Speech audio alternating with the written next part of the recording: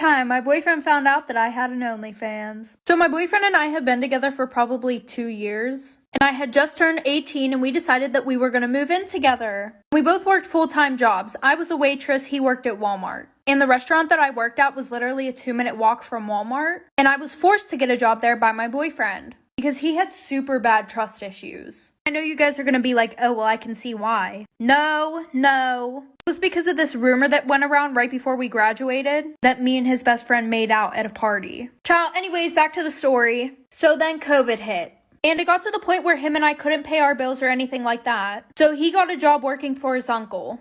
And I went on unemployment, but it still wasn't helping. But my best friend was a stripper. And she told me that she had an OnlyFans account and that she was making really good money off of it. So since I was home every day doing absolutely nothing, I decided that I would make an OnlyFans account. And I didn't tell my boyfriend about it, like for part 2.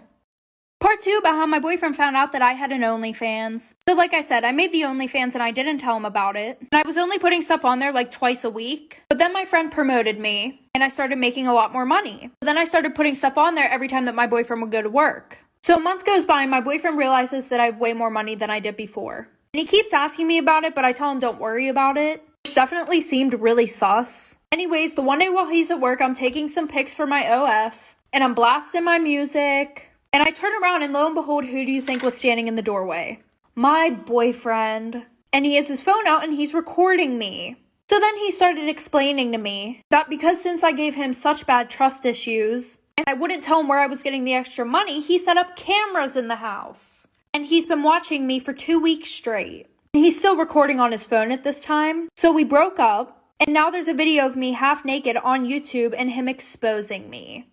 Don't read the comments, it will spoil the very satisfying ending. In 1999, a 20-year-old kid was obsessed with this 16-year-old girl, but she wasn't into him. Frustrated, he breaks into her house and demands that she dates him. When she refuses, he kills her. And then he kills her 14-year-old sister too. Or so he thought. The 14-year-old survived and easily identified Paul Powell as the killer. Powell showed no remorse in court and even called the victim stupid. When he was sentenced to death, though, his attitude changed and he cried and begged for mercy. And unfortunately, mercy would come in the form of a legal loophole that switched his death sentence to a life sentence. Believing he was safe from the death penalty because of double jeopardy, he wrote this ridiculous letter to the prosecuting attorney, basically admitting to every single detail of the crime, kind of bragging about what he got away with. So the attorney just takes the letter, gives it to a judge. The judge looks at it and says, "Yup, there's new evidence here," orders a new trial, and immediately this dude is resentenced to death. And a few months later, this lowlife was executed. So when I turned 13, I had a birthday party. It's no big deal. I mean, I was just blossoming, turning into a woman.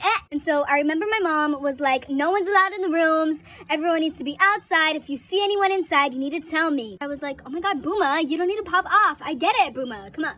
I remember I saw 3 adults walk out of my room. I didn't tell my mom, but let me tell you why. Because I was like, maybe they're designing a gift for me. So the end of the day came, no surprise present came. I'm not mad. Are you mad? Because I'm happy.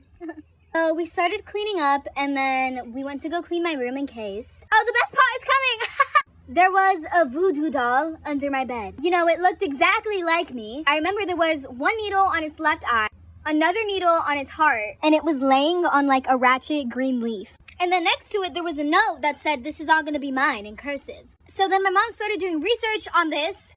After we found the voodoo doll, my mom did some research and we found out that someone was basically trying to do evil to me and harm me. I appreciate you counting me in. I personally, I don't want to be voodooed, but thank you. Thankfully though, we had some cameras in the house, so we were about to see who was behind this. This is the best part. We checked the cameras. And the 3 people that I saw walk out of my room, they were strangers. My parents didn't invite them. They didn't know them.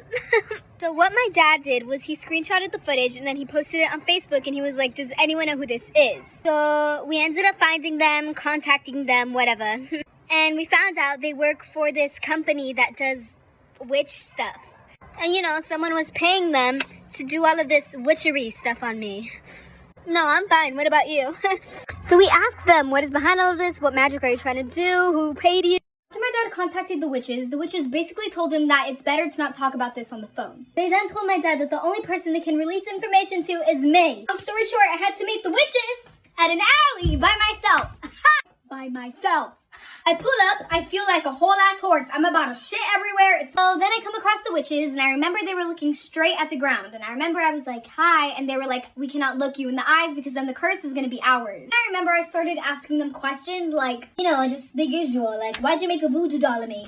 They told me that the whole point behind this was for me to eventually turn crazy and be lonely forever. Bitch, I'm already crazy and needy as Unfortunately, because they couldn't tell me who was behind all of this, I remember they told me how to break the curse though. I put the voodoo doll in a wooden box and set it on fire. And they gave me this like nasty hot green juice. But apparently it killed the curse.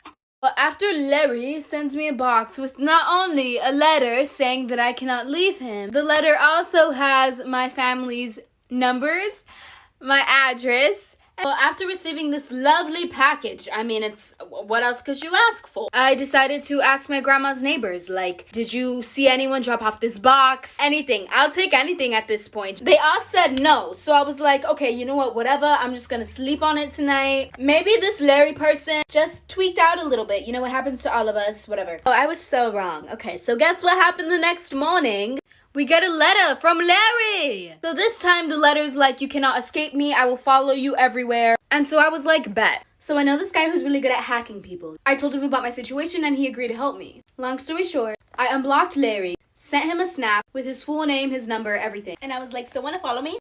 This is why you should never step foot on the faraway dock. In 1994, an 11-year-old named Mark arrived at summer camp and made his way over to the dining hall where the director was going to talk about the next couple of weeks. The director emphasized that no one was allowed to swim out to the dock located way out in the middle of the lake, although she didn't say why. Mark and the 3 other boys in his cabin were so intrigued by this faraway dock that the next day during lunch, while everyone was eating, they hopped in the lake and started swimming out. When they finally got out to the dock, they were a little bit let down because it looked like any other dock. But they decide to make the best of it, they climb on top, and they start playing the game where they all stand on one side until it floods, last one to fall off wins. As the corner sank, they started to hear a scratching sound coming from underneath the dock. Suddenly, hundreds of these big meaty spiders come crawling out through the breaks in the wood and slide down the slanted dock towards the boys, who panic and fall forward, and there's spiders swarming their hair and their face. Turns out the dock was off limits because it was overrun with dock spiders, and the boys flooded their nest.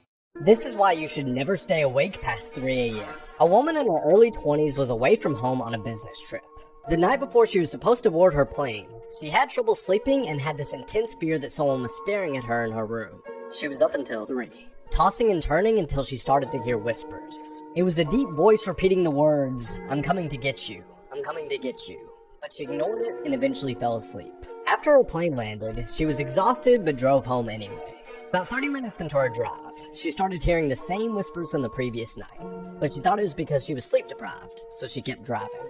She was almost home when she began to feel sick. Her eyes were watering, her nose was running, and she let out a large sneeze. "Bless you," said the same deep, eerie voice. She quickly pulled into her driveway, hugged her husband, and sat down to tell him what was going on. When this happened, I can still hear that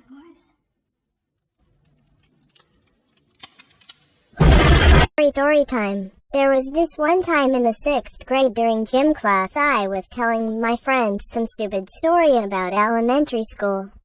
After I finished talking, I realized she wasn't even fucking listening, so I turned around and looked at her and called her a bitch. Then this ugly ass popular girl turns around and screams, "Did you just call me a bitch?"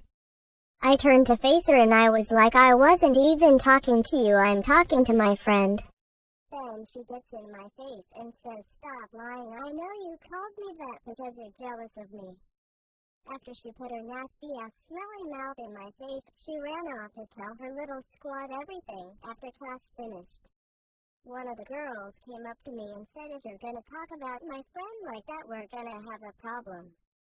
So I screamed back in this bitch's face and said, "I already told your friend that I wasn't even talking to her and I wasn't even facing her directions." This is why you should always lock your doors. A class was playing a game of Kahoot when they heard a voice on the intercom say, "This is not a drill, go into lockdown." The students huddled in the back of the classroom and then the power went off. Minutes later, the students heard the sound of a man screaming at the top of his lungs, running down the hallway. The lunatic man started banging on the lockers and his screams gradually got louder. He then started banging on the classroom window, yelling, "Open up." He eventually left, and 10 minutes later, a voice on the intercom said a mentally ill person had entered the school and attacked the lady at the front desk. The staff did a sweep of the school and still couldn't find him, so they locked the doors and resumed class. Later that night, one of the janitors went into the utility closet when this happened.